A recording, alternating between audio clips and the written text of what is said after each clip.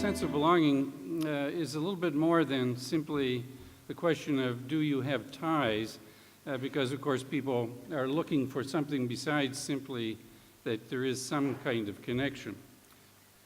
So creating belonging then isn't the same as taking care of people or custodial care or some of the things that we ask services to do. It's a task that is distinct and a bit, as I've said, a bit challenging. And most services will have some kind of statement in their purposes and so on about how they would like people to have a good life in the community, would like to contribute to that and so on. But they really don't in their mission statement say something like, I wish we knew how to do it. But that would be a very honest statement if they did say it, because it is a big challenge for services to get from the objective of belonging to being able to actually make some kind of difference with it. It raises the question of what's the method or the approach.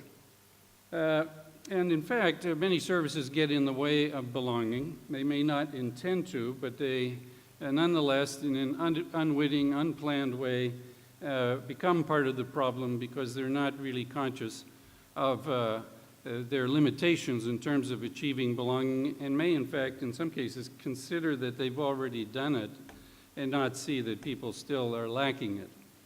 So services really face a challenge in 2015 of turning this rhetoric of belonging and community and so on into something that will in fact work to expand people's social connections and sense of belonging. And this really creates for services a set of objectives almost, and first of all, that they really want to be able to expand people's social ties and memberships. That you, as has been said at various points today, it's not simply being in community, it's the kinds of roles one plays, the kind of way we're in community that is important. So that's the first thing. Secondly, it's not that any tie to communities is satisfying for people. People are looking for ties to community and to other people that are inherently satisfying for them, and that is a person-by-person question. It's not a kind of group question.